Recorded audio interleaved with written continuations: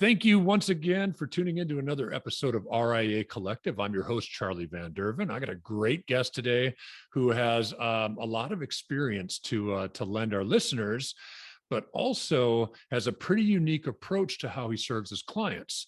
So Justin Long, Diazo Wealth Management. Justin, thank you for joining me today out of Henderson, Nevada. Mm-hmm. Dude, Yes, I lived in the valley. I lived in the valley for about a month, Justin. That's all I could hack, man. That's all I could do. got the better of you, huh? I've heard that happens. I think I went to the Strip once. I'll tell you, I'll give you the quick little background there. I was working for a company, and of course, like company, they were in 5 different verticals. I was taking care of their financial services vertical. And they wanted me to live in Vegas because they had, with 5 verticals, of course, they had so many trade shows there. Right. So they figured maybe a cheap storage place for their booths or whatever. And I was a winter sports guy before I married and moved to Florida. Mm-hmm. And Vegas didn't really cater to that very much. No, not so much. Yeah. So it wasn't like I got burnt out on the Strip or anything like that, but I went from there and I said, gosh, as much as Vegas is nice, I'd really rather be in Tahoe. Do you mind if I go there? So anyway, I left Vegas and went to the lake. So nice. Yeah, man. Yeah. Justin, you've got a really, really unique story. And of course, what we're trying to accomplish here with RIA Collective is help those people who are maybe, I'll use the word stuck in a captive environment, that are thinking about independence, help open their eyes to things that, different paths in the industry. I truly believe, and you and I expressed it together when we are kind of on our meet and greet call, it is maybe difficult is a light way to say it. Maybe it's impossible to both be a captive advisor at one of those major firms and be a fiduciary. I would agree with that. Yeah. So elaborate on that a little bit. Why do you think it's so tough to be at a captive environment and also fiduciary? Just because in the captive environments, and pick the alphabet soup of names, Merrill, Morgan, Fidelity, Schwab, whatever it is, there's sales goals. No matter what firm you're at. And I've got friends that have left Merrill after 35 years that, hey, all your clients need credit cards and these like that. My client's worth $15 million. They don't need a house loan. So, and that's, I think, where the juxtaposition is really that if there's a sales goal, and I hate the word sales in what we do. I'm with you. If there's a sales goal, how can you really be a fiduciary? Because those two juxtapose each other. If I know that I've got to get to a certain number of annuities or credit cards or whatever that may be, that's going to influence my decision-making when I'm doing an allocation for my client or having my discussions with my clients. I just feel like they're at ends with each other because it doesn't really allow you to really dive into the overall plan. I'm a planner at my core. Yeah. And really come up with what's best for the client, regardless of what that means for bottom line situations. Yeah. I'll tell you, so having been working with advisors in different capacities over a couple of decades, right? I always knew there was a story to be told, right? Because I've over that time, I've watched people move to independence. Some do it really, with very little friction, and others, have struggle with it. Right. And I've got a handful of coaching clients now, and those who have listened to previous episodes maybe have heard me tell this story. But this podcast became a reality, hinging on one situation with a coaching client. Now I'll keep firms and advisor names out of it. Justin, here's what happened, man. I with the coaching relationships, I coach twice a month, right? So it's every other week. And I get on with this coaching client, and he serves a fairly affluent audience. He's seeking clients, $1.5-2 million. And I get on with him and I say, hey, how's the last couple of weeks gone? We're just getting caught up with the last couple of weeks we hadn't spoken. And he said, Charlie, I landed 2 new clients. And I was like, dang, dude, all right, that's great. Tell me about them. Well, they're a little smaller than normal. One's $250,000, the other is $300,000. I'm like, what are you doing? Right? Like, why would you take those households? Well, I'll tell you, the firm had an incentive for the number of households. And so to hit that 2% or whatever it was. I brought on these households and I was like, but that's great for you. Great. You get your 2%, and great. The firm's got a new household and I'm sure that they're looking at nurturing those, but you can't even service those guys. Like that puts your client not first, but third. Right. Right. So it was that, Justin, it was that conversation where I was like, something's got to be done. This is ridiculous. Right. And so now I still coach some captive advisors, but really we've got a new mission and invigorated to help the industry transition to independence, because I think that's where the clients get the best service. Well, yeah, and that's part of it is the reality of, depending on what captive environment you're in, there's some that are a little more independent, there's some that are pure retail, but it's all driven by metrics that don't necessarily benefit your client. So at the end of the day, you can't, and that was where my juxtapose came in. When I got my CFP, it was, wait a minute, how do I be a fiduciary? And still, I just couldn't come to terms with it. And that's ultimately what led me to start researching. And granted, where I was at, I was compensated very well. I had a very good job. I was part of the leadership team, had a great career there. But what it came down to me was, I'm not servicing my clients the way that I'm telling them that I'm going to service them. And it was one of the most frightening things I've ever done. Me and my wife talked about it probably for 6 months on a nightly basis before making the decision. And it really led me to, I'm part of a CEO group that has discussions on once a monthly basis. And it really came down to the three things. Who are you? What do you want to do? And what price are you willing to pay?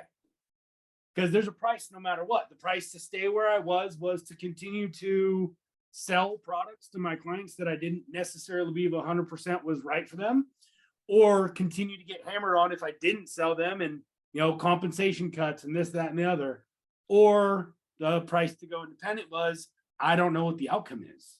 And the first two aligned a lot more with going with independent. And when I looked at the price, was this something I could do? I could keep selling the products or keep getting yelled at by management. Okay. But it was scary, but not impossible. I've seen people do it. So when I really went to my core of who I am and what I want to do, I want to create the best financial services experience for a client and wrap a concierge white glove experience around every client that I deal with. Yeah. That was impossible in the situation I was, no matter how hard I tried.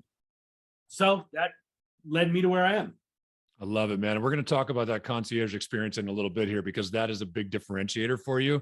And I want our listeners who are considering this independent move in their career to understand that there are different ways to serve clients, and you embody that. And I dig that. You talk, you're talking about your experience in that captive environment. I think it boils down to one word, and that's inauthenticity. Right? Like I'm not who I tell my clients I am. I'm not serving them the way the CFP designates that I do. So. Right. And that was a big struggle for me, because when clients asked about taxes or trust, the company line was, well, you'll have to consult your CPA.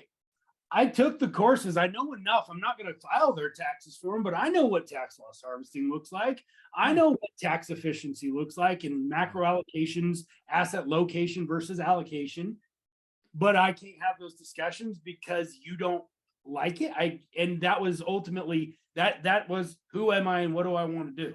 And ultimately, when I had that discussion with my wife and myself, it was like, look, I can never be my true self over here. And yeah, I make a great living, and yeah, we've got a great life, but at what cost? Yeah. And ultimately we made the leap. And I tell everybody this, I wish I'd have done it 10 years sooner. I knew what was going to come out of your mouth, because I have never spoken to a person that says, gosh, I regret that move. Everybody says, I wish I'd have done it sooner. Yep. That's awesome, man. That's awesome. So I want to dig as we get going here, Justin. I want to dig a little bit into your experience in the industry, and my research and stuff. Now, 2008 looks like when you kind of start as in a production kind of role. That's a tough time to join this industry, man. Yeah. What's that like? 2008 jumping into a new experience. So I've always been in finance. I have a master's degree in economics. My BA is in economics and finance. And so I started my career many, many moons ago. I won't bother you with how old I am. Fresh out of college, I was a finance manager at a car dealership. That didn't taste very good coming out of the gate. I bet. Then I got into mortgages, and that was a lot of fun, but it was really transactional. And I ended up actually starting my own firm. We did huge volumes during refinance booms in the early 2000s. And that just wore on me about 2005. I just kind of got tired of the transactional nature. I wanted to do something relationship based. So sold that company, decided, okay, what am I going to do? Where do I want to go? And one of my employees at the time actually had some friends out in Boston that were running a insurance-based BD. Flew out there, talked to them. They're like, okay, took a year or two off, basically.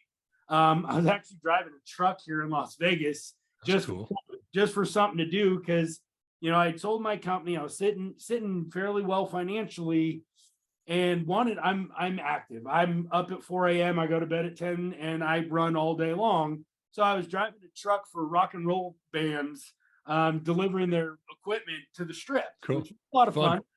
Just a different experience. And then I finally decided, okay, started digging into the CFP a little bit and what that meant. And ultimately, that's where I started my career, where I wanted to do that coming out of college. Different things happened, and, chased a girl out to Florida, and, needed a paycheck, and things went a different way. But when I had control of my situation, it was like, okay, how do I help educate people, and how do I get people in a better place?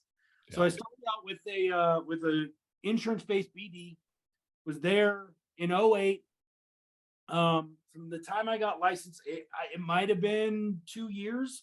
I was actually in production for about 9 months, and boiled down to me and the managing partner having a blow up over me telling a client not to buy an annuity because it wasn't right for him. Wow. Yeah. He's ready to sign. You need to have him sign that for $200,000 right now. I said, but he flat out just told us he's got to take $50,000 out for his daughter's wedding in 2 years. Said, that's not right. There will be surrender charge. It doesn't make sense. So I went back in. I told the client, hey, let me revisit this. Let me rerun your plan. Let me see where we're at. Walked into my office and wrote my resignation letter and walked out that day. Started at a big box broker dealer retail firm and spent 10 years there. Love the experience. Love the firm to this day. And about 3 years ago, decided, okay, it's time for me to figure out what I want to be when I grow up. And that's what led me to the creation of Diazo. Well, and I love that we go all the way back to 2008, 2009, maybe 2010, where you recognize that you're being pushed in a direction that isn't true to who you are. Yep. You're not serving the client. So this isn't something that came up somewhere along the line. This is from the very beginning. Yep. Right. It's, if you love what you do, you never work a day. And I love interacting with my clients. I love being there for them in their moments of need. To be honest, that's what we get paid for. We don't get, and I tell clients this all the time. I said, if the market's up 25% year to date, you're probably not going to hear from me. If it ain't broke, don't fix it.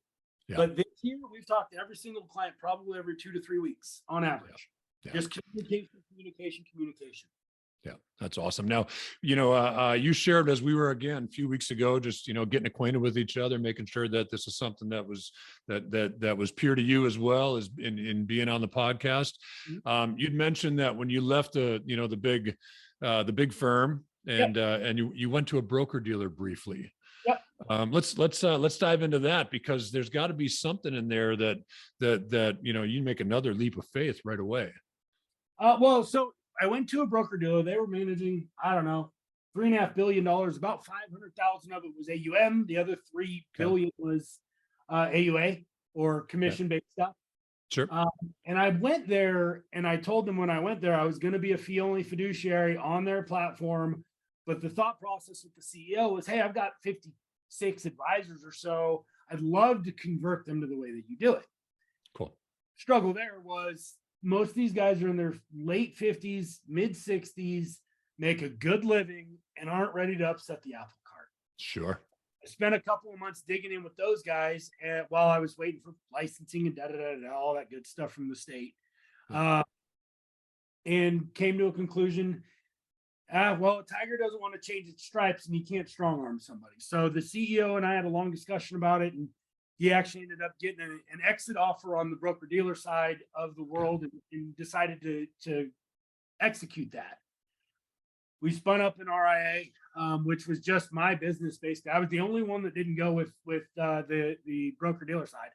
Yeah. And from there, we kind of formulated this bespoke concierge, and I'm really fortunate that I've been able to craft this entire thing in my one. I built it out one: clients first, advisor second, firm third, with clients always being the paramount, but not forgetting that the advisors, if you've got happy advisors that are serving their clients in the right way, the firm makes money. That's just the way I've always looked at it. Yeah. So at the end of the day, that's kind of been our North Star for the last couple of years. You take care of that team, the team takes care of the rest of it. That's great, man. I love it.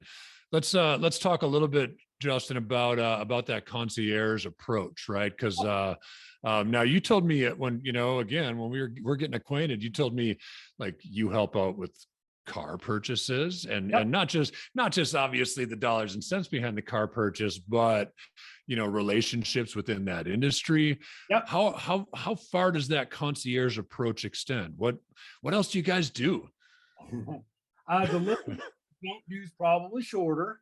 But at my firm I was at for 10 years, I was kind of always known as the guy who always had a guy. Whatever you needed, I've got a guy. So when it comes to the concierge approach, for me, it's I am here to solve problems for you. The first problems I solve start with dollars and percent symbols. The next problems are anything that you need. And I tell my clients, call me with whatever it is that comes up. I've had clients that have called me, like you said, I've got great relationships in the car industry because, again, I was a finance manager, so I got a little bit of experience there. Hey, this is the deal they're offering me. Nope, put me on the phone. Okay, here's the deal. I just pulled this up. Here's the invoice. We'll give you $100 over invoice. The holdback on it's $2,500. I know you guys make that in the kitty. Drop the warranty from $3,300 to $1,500. I'm leaving $1,000 for you there. And here's the deal we'll do. If not, I can call over to the other dealership I know, and we'll get this done today. And my clients lean on me heavily for that. We've got a wellness consultant that'll come in and talk to them about the sandwich generation, because a lot of my clients are in their, call it 50s and 60s, fairly well off, generational wealth.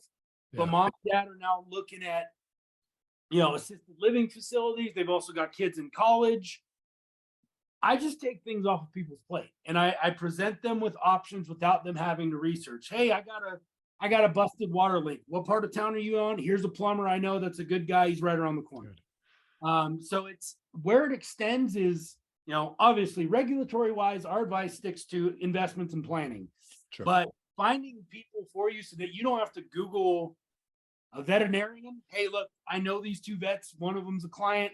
Here's what he specializes in. And it's never, hey, you should definitely use these, but it's, hey, here's some options for you to consider. Yeah. And I tell clients, no matter what it is, pick up the phone and call me. I'm willing to talk about anything. Yeah. You guys are my, for lack of a better term, you're on my arc. I'm only going to have 100 clients on my arc, because at my former firm, I had 600 families to take care of. And Whoa. Yeah. There's another issue. Yeah. It was a $3 billion book with 600 families in it. Wow, man. Untenable. But at the end of the day, I've got about 52 clients currently. I'll stop my personal book at 100 clients and I'm done, because the minute that I can't, up and run to my client's daughter who's got a home inspection that she wants somebody there with her, I'm not doing what my promise is. And to me, that's the biggest piece. I love that, man. From the concierge side, and I've got professionals. Obviously, we have trust attorneys and tax professionals and all that normal stuff. But I think far too often people get caught in that, well, I don't make money or I don't, benefit from this because, if I send you to a trust guy, maybe he sends me somebody back. I don't even set those arrangements up. What I look for is, will you take care of my client the way that I do? Yep. And that's where the buck stops with me, because I've got mortgage guys offering, hey, we could pay. Nope, I don't want to be paid. I don't want any of that. I'm fine financially. It's not about that. What it is about is, and there's a great book out there called the Experience Economy.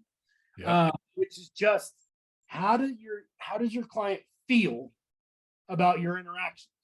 Because they're never going to remember what you say, but they'll always remember the way they feel when they walk out of your room.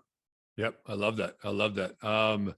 So, and the cool thing is, right, is, our much of this industry is founded on those COI relationships where there is an expectation, right? I'm going to send you 4, you're going to send me 4. And if you send me 3, I'm looking for the next guy that's going to send me 4, right? Yeah. There is an inherent bias even in that relationship. That might not be the best person for your client, Right. but I know they're going to return that referral. Right. Again, go back to the beginning of our conversation. Where's the fiduciary there? Well, that's where the juxtaposition is. And I'll be honest, I probably get more referrals, not on the front end, but over time from my COIs because there's not that expectation. They don't feel so it ends up being anybody that comes to them, not from a source like me, they bring them to me because they understand that we work the same way. Yeah. And I'm all about planting seeds for long-term growth. I love George Washington, if you plant a tree today, somebody else will sit under the shade.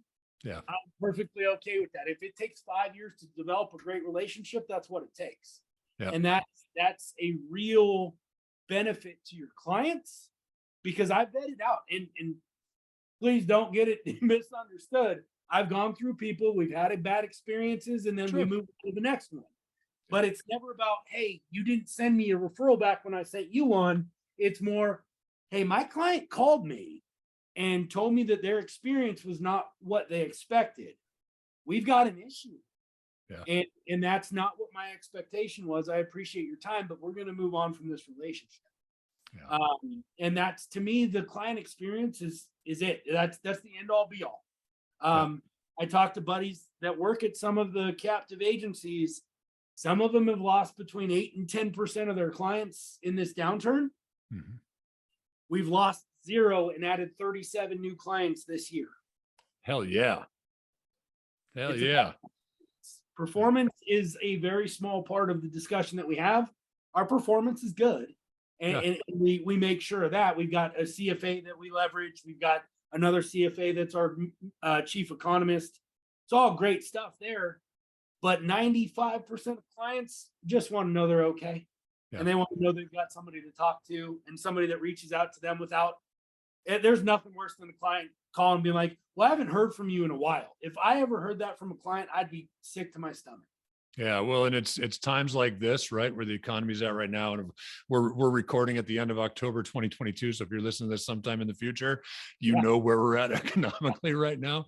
So it's that's a lot to be said for that, right? And I think and you're speaking to it with just about everything you say. It's about being in the client's corner. Right. It's of course your financial expertise and setting them up to, fulfill on their vision and goals and the next generation, everything that comes with financial planning, but just knowing that they've got somebody that has their back. Well, and what you said, the financial expertise, the, financial planning, we use software. I'm a CFP. I've got another guy in my office that's a CFP. We know how to run a plan, but for me, that's table stakes. That's where everybody should live when it comes to this industry. How we separate ourselves is the 11 o'clock phone call at night because their kid got in an accident and they don't know where. So I literally had this situation happen. I had a client call me. I'm down at the hospital. My son was in an accident. I don't have my medical power of attorney. They won't talk to me. Do you have it? I have it in our digital vault. Wow. And you send it to me because they won't tell me that he's even here, except for a nurse kind of winked and nodded at me and was like, but they won't give me any information. That was 11 o'clock on a Friday night. They were an hour from their home, had no idea where their power of attorney was. So you're talking probably 3 hours of stress that I was able to relieve in 2.5 minutes by jumping on a computer, sending it to them securely and letting them have it, present it to the people at the hospital. It's awesome, man. That's awesome. To me, that's a differentiator. That's me knowing that my clients know that I'm there. That's what drives me every morning. That's what gets me out of bed, is having those people that count on me and understand that you're never a bother. You're never a problem. How do I help? Yeah, dude, I love that. That's so cool. Such a giving nature. Justin, as we switch gears a little bit, tell me about the name Diazo. So Diazo's an interesting story. So obviously with my experience in the industry, and I've probably got 150 friends spread out across the country at different firms, and have left here and gone here and done this and done that. Sure. Financial planning has been a buzzword, and holistic financial planning has been a buzzword. Dude, I've written a lot of website copy. I know. Yeah. So, but I've also seen it in holistic financial planning. Every firm uses it, very few execute on it. So I was very reticent to utilize the term holistic financial planning. So when I was thinking of a name, I was like, hey, what's more detailed than a plan? And I came up with blueprint. And I was like, okay, so what our process is called financial blueprinting. Cool. I looked up Blueprint Financial because that was going to be the original name. Problem with that, there was a firm down your way in Florida that committed about $300 million in fraud. So when you Google it, that's all you see and all you were ever going to see. Steered clear of that. So then Good job doing your research. Then I started to dig in on what blueprinting was. And so in today's world, blueprints are actually white with blue ink. I have a bunch of engineer clients, and they always point that out to me when I tell this story.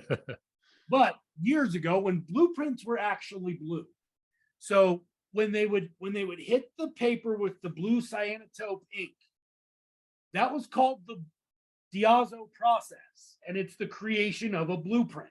Cool. So Diazo is creation of a blueprint, and our pending trademark tagline is financial independence by design. Because I think far too often advisors and individuals, especially given if you're in your mid 60s and you went through the market in the 80s, 90s, and 2000s, you may have just lucked into having $1 million in your account and kind of being set. I don't know if that's the market and the environment I see going forward for the next 20 years. So I want our designs to be intentional and by design and really, really intentional to get you to financial independence. Yeah. I dig that. Here's what I like about it too, right? So I get the opportunity, the honor, whatever it is, to talk to a lot of advisors. And you and I met each other via LinkedIn, right? Which is how I meet most people I know these days, right? I see so many firm names that the moment I close that profile, I don't really remember the firm name. I probably remember the advisor's name, but this kind of asset management or that kind of regional asset management, that type of name comes and goes. You forget it very quickly. Diazo is unique and it stands out. Well, and that was part of what I was going for. I thought of Uber. I thought of, things that are, for lack of a better term, a little weird. Because you're right. And my first client, when I started the firm, came in and said, I thought it would have been Long Financial. And I was like, yeah, my clients will remember that, but nobody that ever talks about it is ever going to remember it. I get what the heck is Diazo all the time. Love it. And that lets me know that it's sunk into people because it's just strange enough that it's like, wait a minute. And I love when people ask questions. So that creates a question almost immediately. And I get to tell a fun story. Yeah. Well, and we booked this conversation a few weeks ago. I still knew the name. I mean, I'd it stuck with me even, 3 weeks, 4 weeks later. So, okay. So now this one's going to hurt my heart a little bit, Justin. Yeah. All right. And this is a good learn. Yeah. I mean, you've gone through some experiences that our listeners get to learn from as they start to think about independence. Hey, tell the world how you feel about marketers. In general. I'm resident to be too harsh because Sure. I've actually found some, and I'm going to use a term that we talked about a little earlier. Find business development people, not marketers. Okay. Be very careful with the dollars you spend when you're independent on marketers. I probably get 10 LinkedIn messages a week about how people can go on LinkedIn and get me 10 high net worth clients a week. If that was the case, I'd be retired in 2 weeks. Yep. Just do your research. Facebook funnels aren't the greatest thing in the world. They work, but you got to understand how they work and why they work and have the right people doing them for you. I have burned more money on marketing with a 0 ROI, 6 figures at least in the first year and a half, with 0 ROI. So my thought is develop your relationships, focus on your SEO, your branding, that kind of stuff, because that's what leads to long-term success. Those relationships you built. If you're going independent, you need to really get going, vet these marketers, find out who, and talk to some of their other clients. Say, hey, you got 3 clients I can talk to that'll vouch for you. And if they don't, move on. Marketers are a tough world. Marketing, and that's the first. The marketing is the lifeblood of any organization, because if you're not growing, you're dying. Right. So at the end of the day, you got to market. You got to really do your research. And if anybody that listens to you has questions about who they're working with or thinking about working with, I'm open to a discussion about it, because I have been swindled, for lack of a better term, far too many times. I'm fortunate that I was in a position that I was able to say, okay, that didn't work. What's next? Yeah. A lot of guys that are getting started may not be in that position. They may need it to work. But no matter what any of these marketing guys promise you, there's never going to be somebody that can fill a book up in 6 months. I promise. That's right. Yeah.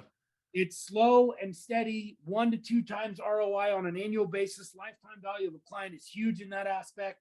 Yeah. But if anybody tells you we get 32 times ROI, just walk away. I've been there, done that, seen it. It just, for me, it didn't work. Yeah. And I feel like I've been at this long enough. We have a good enough value proposition that if it did, it's not like I had a bunch of meetings and clients said no, thank you. That's not what's happening. We're just not getting meetings. We're not getting in contact. So that's my warning about marketing. Yeah. And it's, it's a long-term play. Thank you, by the way, for that designation between marketing and business development, right? It is a long-term play, but certainly you've got to know that, to your point, you've got to know that you're working with a company that's reputable enough based on testimonials, based on their, the interaction with current clients. Now, I'll say this, right? When someone asks to speak to one of the clients at Social Advisors, now, first off, all kinds of testimonials out there on the work that we do, right? First thing I tell them is, if I give you 3 numbers, these people are ecstatic about me. It's not like I'm going to give you a number. So that's a good conversation, but you need to ask specific questions when you talk to that person, because the person you're talking to is going to go, yeah, we like those guys. They do a good job. They're absolutely the handpicked top 3, Yeah. But you can also dig in a little bit and, well, tell me about your close rate. Tell me about this. Tell me about that. It's like, oh, well, yeah, we're still kind of getting it going. Okay. Exactly. Okay. Exactly. So, at the center of that business development strategy, and probably the most important business development technology is CRM. Now, I know you're proud of the tech stack that you've built, and that's certainly something when someone's making a transition that they have to consider. HubSpot as your CRM, first thought, is not a cheap ticket, man. That's an investment in and of itself. HubSpot's a great tool for automation. You can spend a lot of money with it. They've got some tiered services. Justin, tell me a little bit about the tech that you use. So I went through several iterations. At the beginning, I started with Redtail, moved to Wealthbox, and settled on HubSpot because it does all the things everybody else promises to do, but it actually doesn't. And you're right. There's been a significant investment on the front end on tech, and I felt that was important. And I tell the story like this. When I bought a house 10 years ago in a neighborhood, and they told me, hey, there's going to be a park here and a baseball park here and a this and a this and a this. Yeah.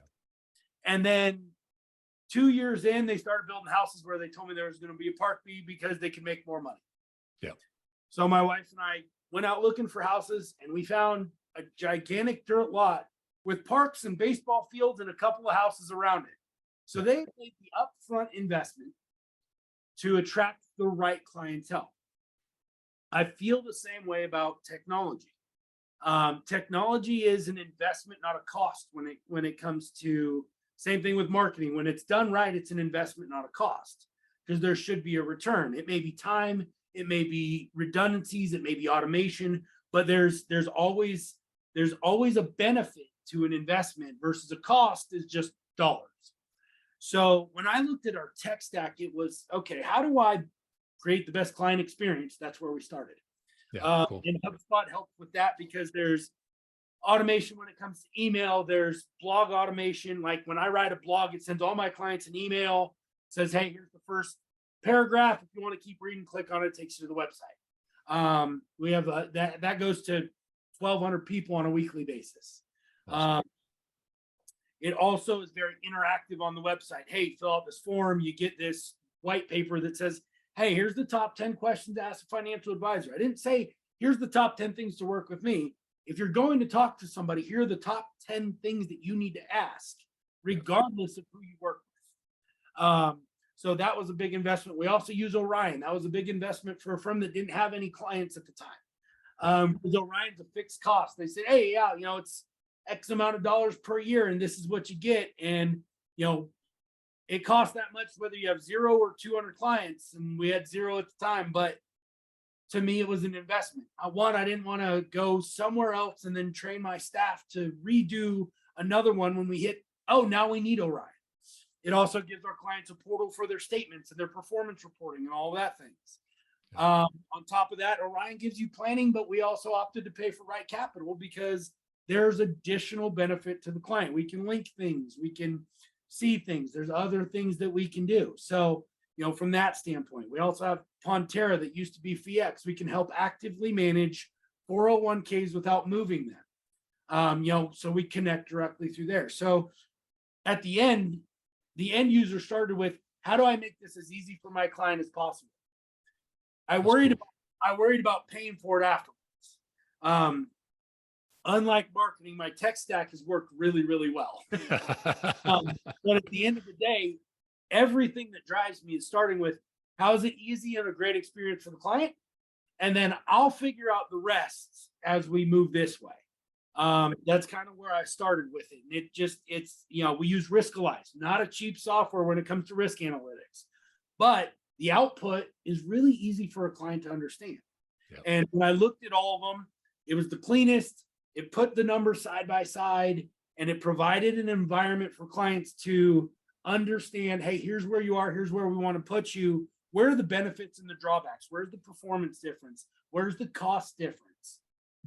It lines that out really well. So yeah, I could have went with one that was $100 a month. I went with one that's $400 a month because it was a better experience at the end of the day. That's great. To me, all of those have taken us from $0 to 140 million in 3 years. So wow, dude. Wow. To me, that was an investment. And so far, I think that's been a fairly solid investment. And I will continue to grow the firm with that in mind. Client first. How do we drive an experience? And we'll figure out how to pay. If it's good for the client, I'll figure out how to pay for it. All right. Here's a tough question for you. Because to this point in our conversation, Justin, everything's pretty damn positive, moving in the right direction. Yep. As you're getting rolling with Diazo, is there one or two pitfalls? Well, of course, marketing is one of them, right? We already kind of chatted on that, but is there any decisions that you've made along the way that you would caution our listeners to? I did this, don't do that. I've already spent the money. I've already done this. Marketing, of course, is out there in the open. Anything else you put on there? The tech stack development is a big one because I tried a bunch of things. When I was at the broker dealer, like I said, I was an RIA on the side of it, but connected through it. Yeah. I put my own tech stack together, and I went cheap, and I went easy, and I went this. Yeah. That's kind of what I was speaking to when it comes to tech stack. That was a pitfall that I saw. Custodial relationships is another one that you really want to be conscious of.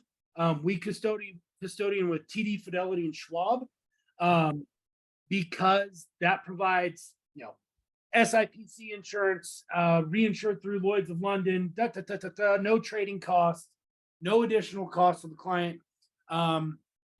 Even though other custodians offered, hey, we'll give you X amount of dollars in soft dollars to come over here, and we'll help pay for part of your tech stack. It didn't benefit the client. It didn't make sense. So I would caution people there. Marketing again, and building your brand. That's something that is, I think people miss on, because your brand is not necessarily who you are, but it's definitely who people think you are. So I always want my brand to be who I am, and be very careful there's not a bifurcation or a disconnect there. You don't want to be known as the insurance guy. You don't want to be known as the investments guy. When clients refer me, most of them are like, hey, I've got this guy that solves every problem in the world for me. And when their clients call, they're like, can you tell me what you do? And I was like, I solve problems. They're like, no, but like, what's your business? And I was like, well, we're a SEC registered RIA fiduciary. I'm a certified financial planner.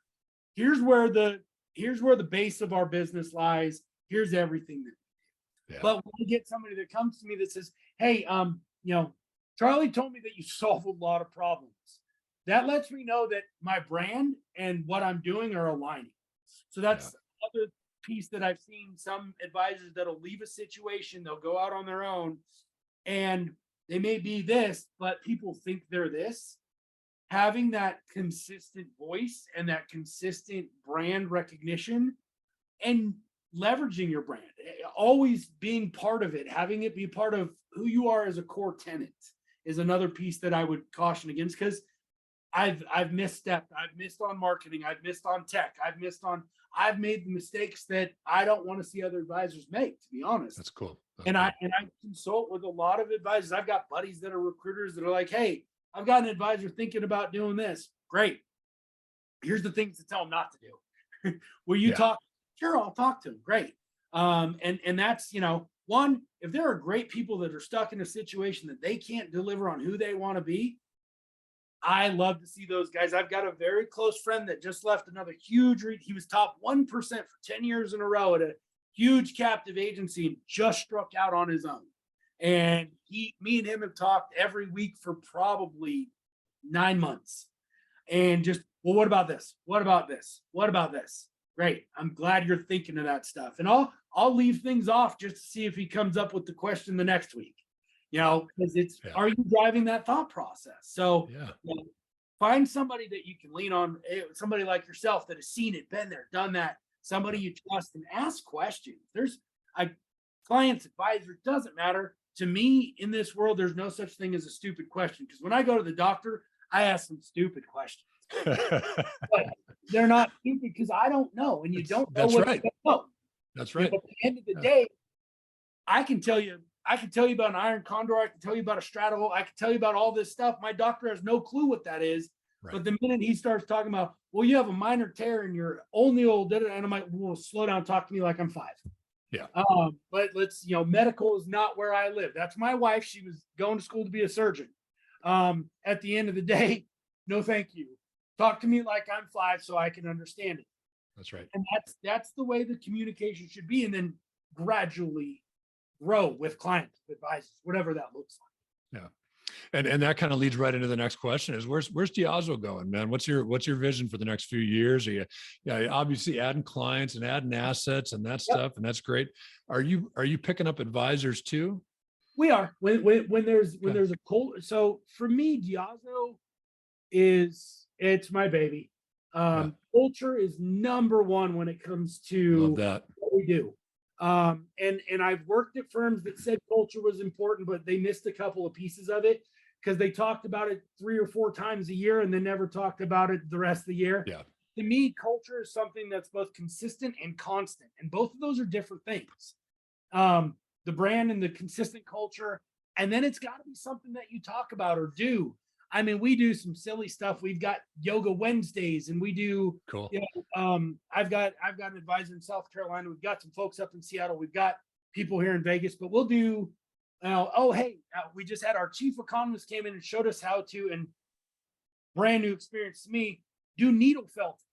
I didn't know what that was, but it's taking a giant ball of wool and you stab it for about 4 hours, and it ends up looking like something. Which was neat, but it's one when I bring an advisor on, if it's a fit, it normally is a fit like a glove. There's not a lot of if or not. I've got one guy in South Carolina that is absolutely nails the same exact way I am when it comes to clients. To that point, he was there for we'll call it a dust up of Ian. He spent Yeah. the 2 days before going to his client's house to help them put wood up, to move stuff from their yard, to do that kind of stuff. And to me, that just reinforced I have the right guy in that market, because That's cool. that's what I expect from our advisors. So yeah, I'm willing to add an advisor, whether you've got 5 million or 500 million. If you're looking for a culture and if you're looking for a process like ours and a tech stack like ours, I'm always willing to have a discussion. If it's a fit, literally, so you know this experience. Most advisors take 12 to 18 months to move. My guy in South Carolina, we met over Zoom. He flew out here the next week. We did the paperwork the next week. Awesome. And it's not like he was running from a regulatory or a bad situation, which is the first thing I dug into. Yeah. It's such a fit. He was like, this is exactly what I'm looking for. I want somebody to bounce things off of. I want somebody who can help with clients, expand my knowledge, expand what I've got going on. And it was a custom fit. That's where we'll add people, is when you believe in the mission statement, when you believe in what we've got going on, when your clients are always going to be your priority, I'll help you grow your business. You know, I got a guy from Seattle that came over to me with 22 million last August, and he's sitting on 50 today. And that's with a $0 marketing spend. That's pretty good, man. It was, hey, I've got a team. Hey, I've got somebody who's been doing this. Hey, I've got somebody who can help me. I've got another voice. I've got all these other services, and people just started to walk in the door. Yeah, that's great. I echo what you say, right? Culture and brand are largely about consistency, right? It takes you a long time to build both. Yep. And you do it with everything you do every day, and you can crash it in about a second. Well, yeah. And if you do 99 things right and one wrong, you start over. That's right. That's right. Yeah. So it is a fickle beast, but when it works, it works. Right. When you get it right, awesome. Man, it's and it's something that me and my teammates talk about every Monday.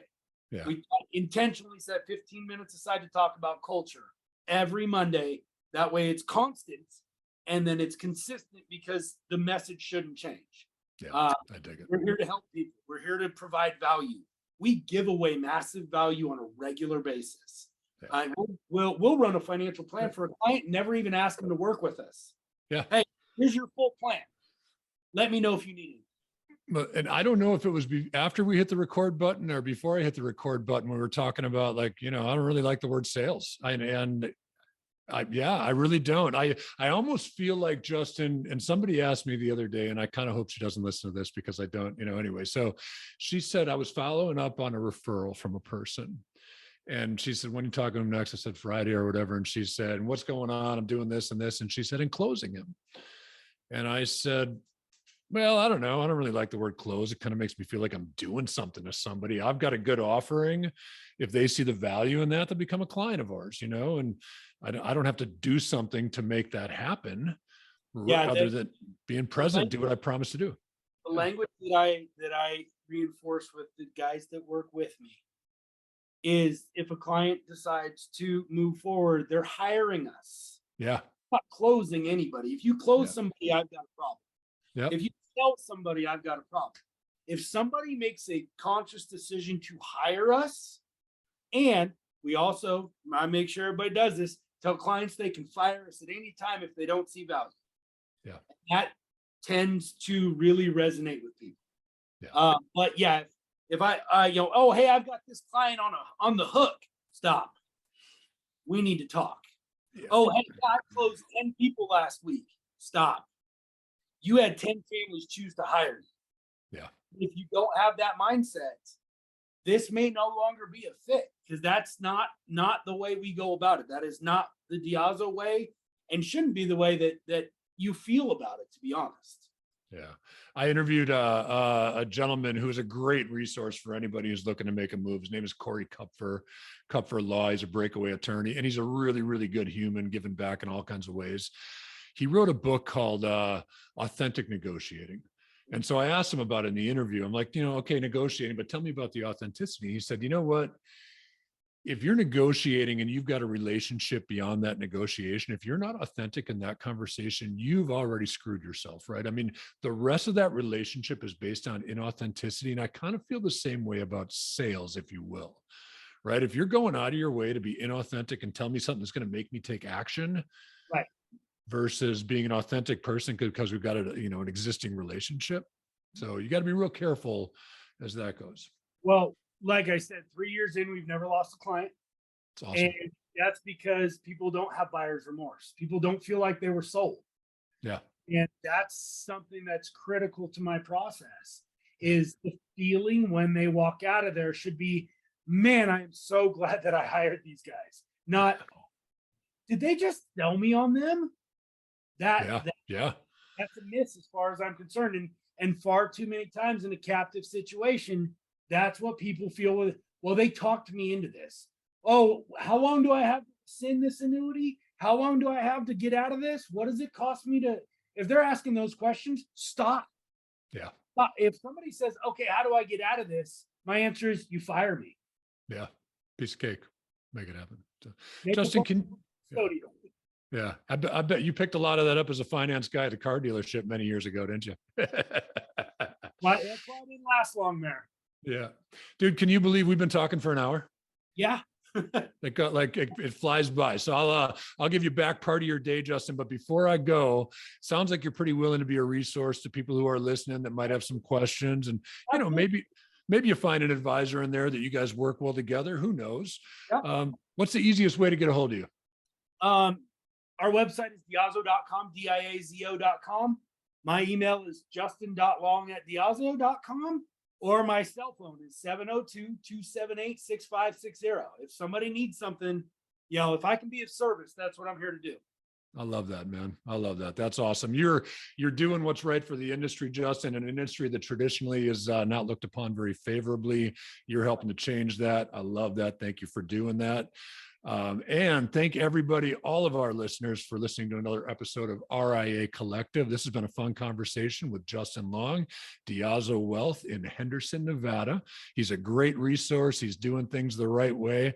If you like what you're listening to, please turn your friends onto it, because, we don't have a lot of big backing. So you sharing the word helps us get in front of more people and hopefully help drive this industry to an independent place where we can serve as fiduciaries.